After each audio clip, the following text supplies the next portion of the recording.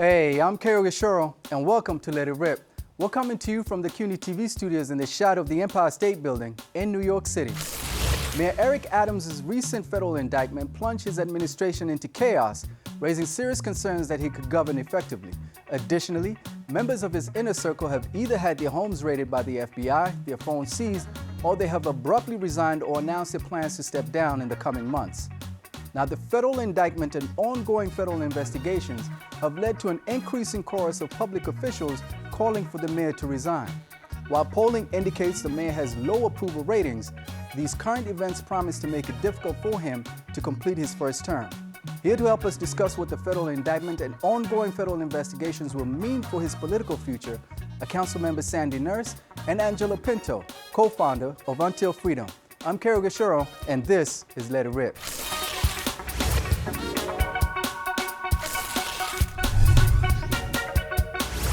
Sandy, I'll start with you. You were one of the first elected officials to call for Mayor Adams' resignation.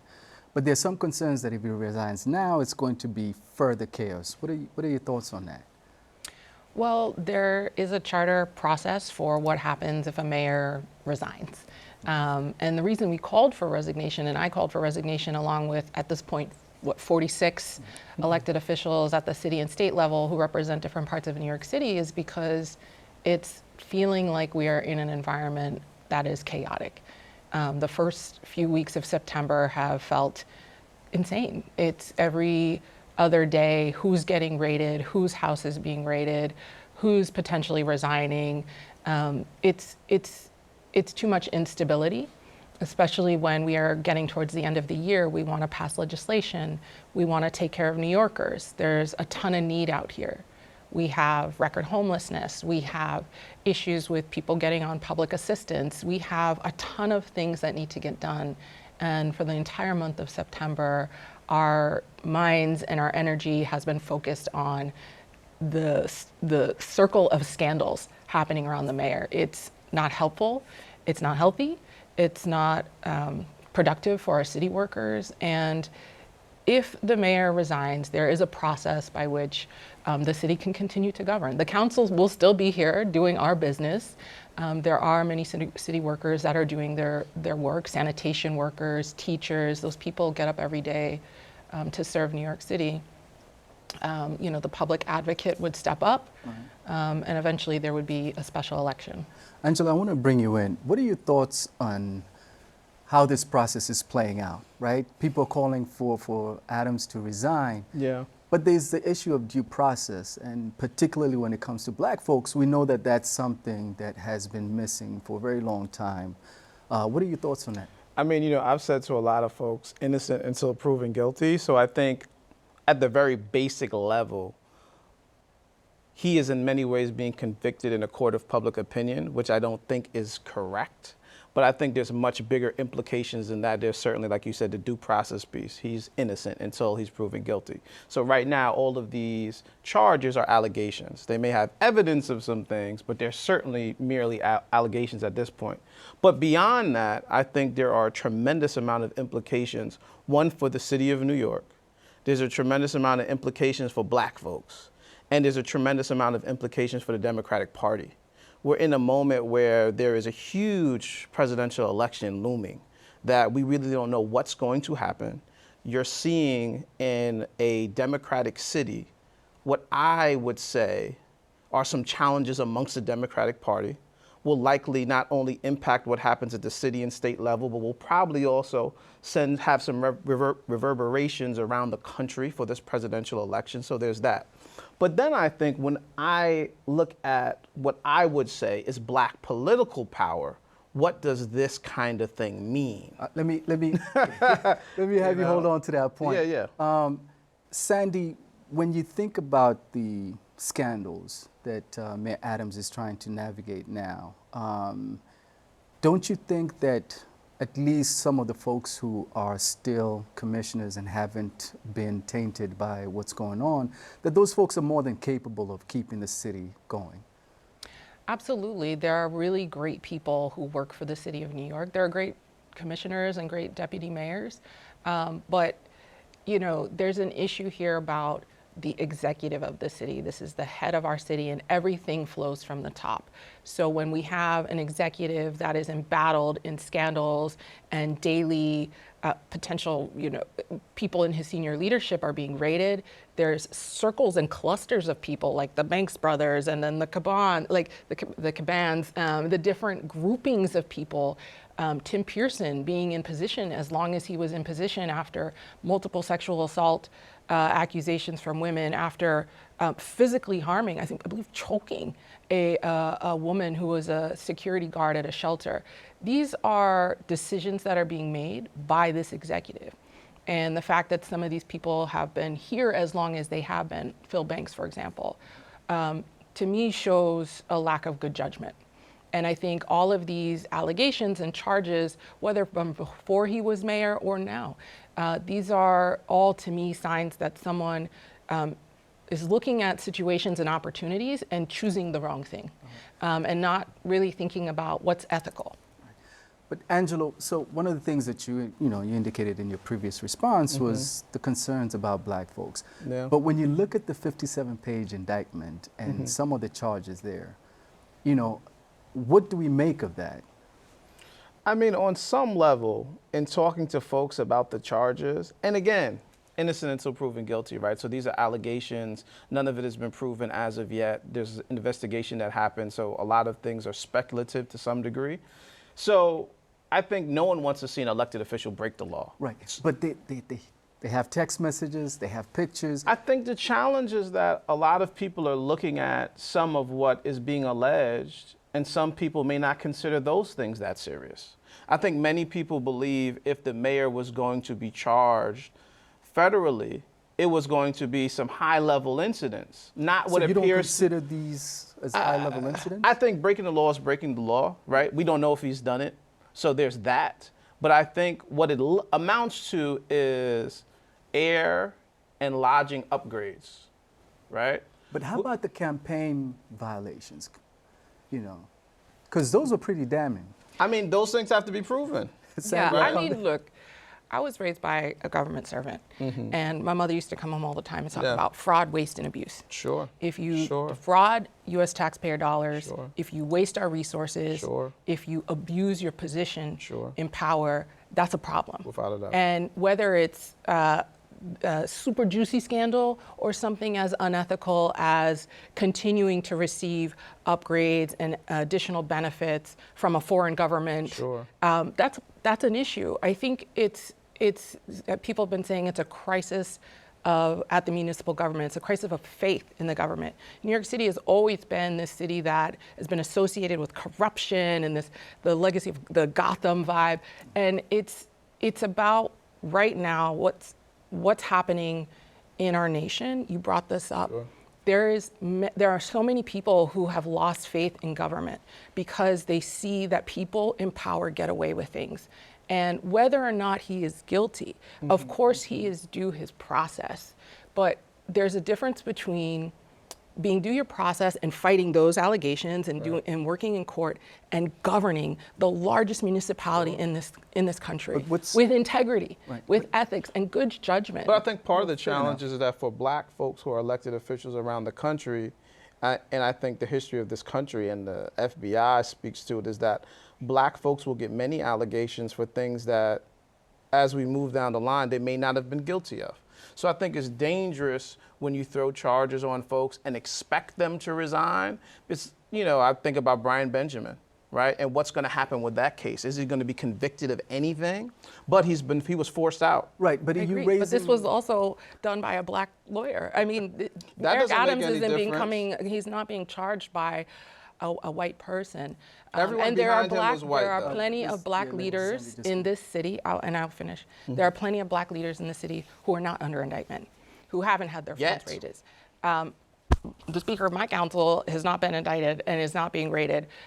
We have Attorney General Tish James, not indicted, not being raided. So black leadership is so important. So important, and we have to be careful. All right, but Angelo, we shouldn't just loop Eric Sure. Adams in as the prime example of what happened. So Angelo, Sandy raises some important points, particularly with regard to the fraud aspect of this case. what's your take on that? And, we're going to get to the other stuff in the second block, but I'd love to hear what... I mean, I'm a person who wants to be very thoughtful about speculating charges concerned to anybody black, right? And someone who's labeled with fraud, because this is what happens to black folks, not just in the political arena, but beyond. Often labeled with fraud, and before a case is finished in a court of public opinion, they're found guilty.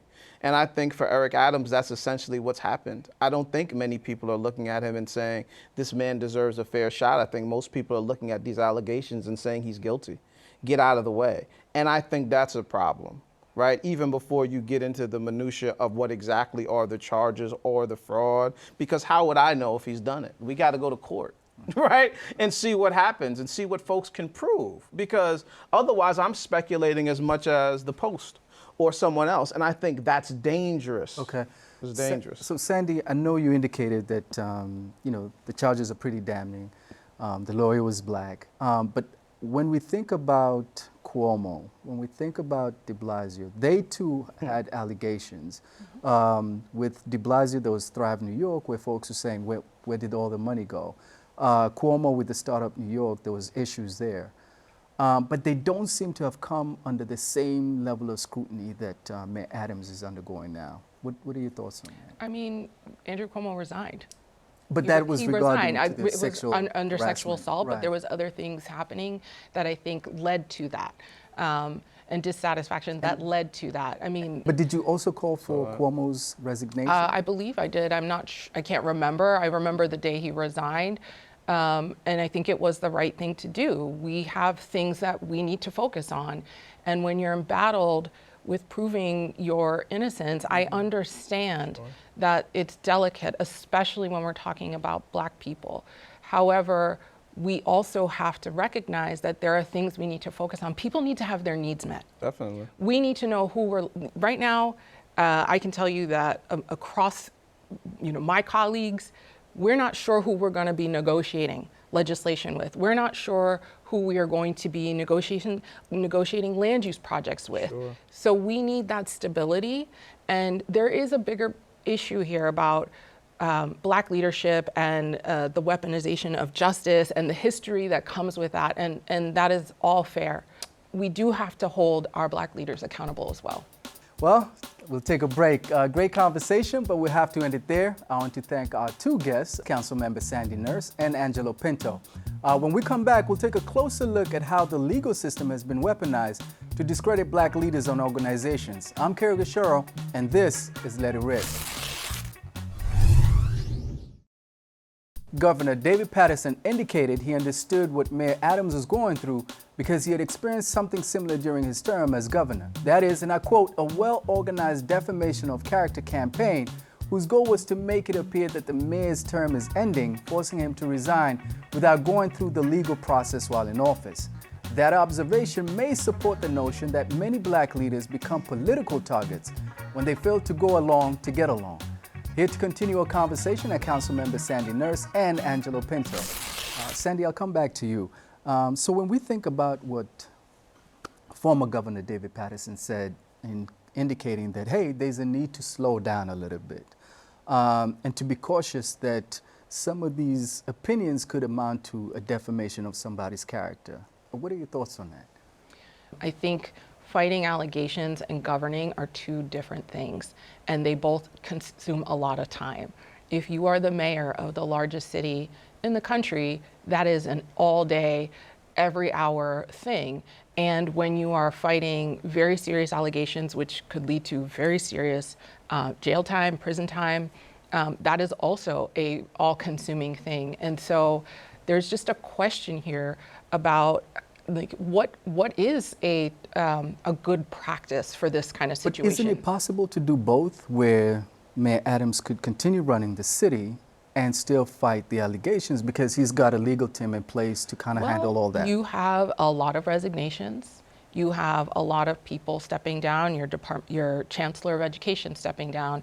It's a level of instability that I find problematic, and I find to me, it shows that even his senior leaders in the administration aren't confident that this will be the mayor that they're going to be working with, nor do they necessarily want to be associated with what's happening. Angela, I'll come to you. I know, in the previous blog that you were very serious about saying that, particularly with the weaponization of the justice system and the court of public opinion. Now, we haven't shied away from holding Mayor Adams responsible for his policies. Sure. But what's your take in terms of how this process is playing out, both in court and in public? I mean, let me just say first, ideologically, I don't stand with Eric Adams. Politically, in terms of his policies, being pro-law enforcement. So this is certainly not me also saying I agree with the way in which he leads the city, because that certainly wouldn't be true. But at the same time, I also can look at what's taking place and saying this appears to be an attack. And not just about Eric Adams, because it's so much bigger than him. I think, last year, Brian Benjamin, who was lieutenant governor. So I would argue two of, if not the two most powerful black political men in the state have been under fierce attack in 12 months. To me, that looks like something, right? Not only that, Eric Adams was unique in that his administration was comprised of other black folks who had a lot of power, who came in with great backgrounds. But are you giving him a pass because he's black? No, I'm saying give him due process. Let him, let's find out if he did something wrong. Because what's happening now is, and the resignations kind of speak to it, is that he's so hot that everyone's got to get away from him, right? Whether or not we're going to find out if he did something guilty, because you don't want to stand next to somebody who the FBI is not only investigating, but they're turning the pressure up on. Folks' homes are being raided, cell phones are being seized. That's a lot. But isn't that part of the investigatory process, though? Part of my challenge with some of it, too, is timing. Why do this now? The presidential election. But when would be the right time to do it? I don't know if there's the right time. Right, they served him a subpoena earlier this year. Sure. Last year, they confiscated his cell phone. Sure. And two of his aides were, subpoenaed and were questioned. So in terms of timing, how else could they do it? I don't know. I think just in this particular moment, when I think about the presidential election, when I think about us being on the heels of Brian Benjamin, it appears that there's something greater taking place. Perhaps. I could be completely wrong. The investigation could take place and find that everything he's done, he's guilty of. But I would like to see the investigation play out, because if the federal government has the ability to make black political figures resign simply because of allegations and investigations, anyone's up for grabs. And I think it isn't simply a question of any black political elected official, because I think they are after folks with a lot of power. It's not just any black elected. But when we think about this notion of black faces in high places, and some folks, in fact, on this show, we were very clear in terms of bringing the mayor to task on some of his policies. As they should. Right? So doesn't that amount to a pass where we're looking at folks who are essentially not serving the material needs of black and brown folks and still saying, well, we kind of want to try and work with you and figure out how to move forward? I think it's tricky. I think that he would say he is, and his administration and the folks he put in leadership would say they are. They would say but that. Can they point to any policies that say that? It's hard to say. I mean, I think one of the things that I heard from the administration, I don't know how true it is, how much it's happened, is that when you look at city budgets, Mayor Ras Baraka said this a couple of weeks ago. I was at an event, he was talking about it. He said so few, less than 2% of city contracts go to black and brown folks. Less than 2%, right? And I think Mayor Adams, while his policies weren't always forward-facing and responding to the needs of black and brown folks, I think he was doing something about that. That's not true. But I'll let Sandy. Okay, let's just say, but part of it, you have to give him some time to do it too. Let Sandy come in. True, things take time. I don't exactly at the top of my mind can think of what's the landmark flagship legislation or initiative that the administration has done that we can pinpoint and say this has helped black Black New Yorkers. When I think about some of the stuff that the council has done, I can say yes. The council has worked on MWBE procurement and contracting. The council worked on tax lien legislation to help primarily small Black homeowners. The council has advanced affordable housing and low income and these are a council initiatives where we were fighting strongest for it. The council has tried to prioritize public safety, mental health resources, facilities for folks who are having serious mental illness, substance abuse response, overdose prevention, closing Rikers, reforming Rikers. Like, these are the things the council has been strong on, and every step of the way this administration has tried to punch down at us or say we're not serious, we don't understand public safety, and lo and behold, here we go. There is a whole litany of white collar crimes that are happening, and it, to me, is disjointed. If we think back at what Angelo pointed out earlier in terms of the weaponization of the justice system, and you certainly look back into history and look at some of the folks, how they have been held to task. I mean, Obama didn't do much, but he wore a tan suit and everybody was up in arms. Yeah.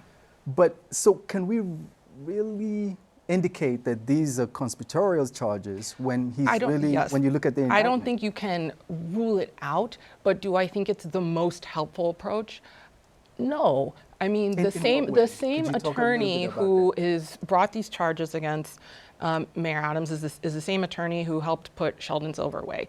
This is about public trust and faith in our governing institutions, and it's really, really challenging. I'm sure that a Black attorney doesn't go home and be like, I got a Black mayor. Like, nobody, I don't know that, but I would hope that that's not what they're going for. And he's not making those decisions. So when we think about how the FBI sensationalizes their searches and seizures, particularly when it comes to Black folks, and knowing that, you know, Black folks are sometimes held to a different standard than their white counterparts, doesn't this erode further public trust in Black elected officials? Both. I think it goes all of this. All of this erodes public trust. And of course, the FBI, COINTELPRO, the assassination of Fred Hampton, like all of these things can't be devoid.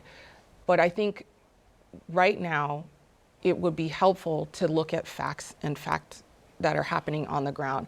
If you in fact have a mayor and these are his confidants, these are people who trust him, and they're pulling away, it's to me because there's something going on, and we need to recognize that if people have lost confidence and trust in this particular person, there's something to be accounted for there. And is it useful for us in the time of so much need in the city? COINTELPRO, while it attacked, folks often think about the Black Panther Party, it was an attack on Black leadership.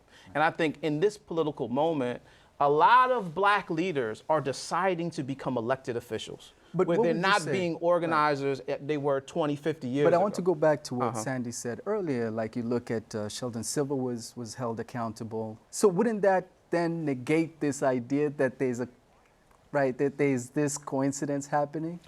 I don't think we would be, it would be disingenuous not to say that this country has a history, particularly the FBI, particularly the history of COINTELPRO, paying very close attention to Black and brown leadership. And from my perspective, a lot of Black and brown leadership has pivoted from organizations, from being involved in everyday organizing to elected officials.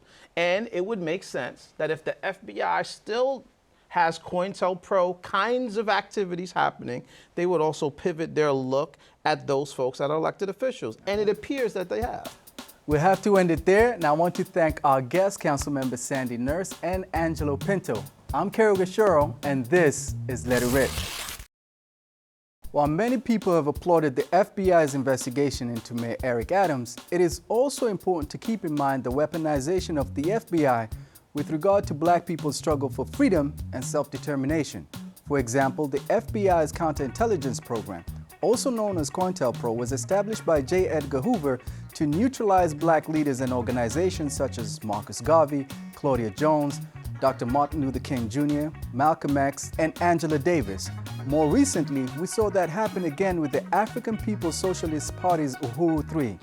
They too experienced FBI raids, were arrested, and had to endure a long judicial process. The weaponization of the FBI serves as a reminder that they do not always act in the best interests of Black people. I'm Caro Gashoro, and this is Let It Rip. And to stay connected with all the news we're covering, check us out on the CUNY TV app. You don't want to miss this.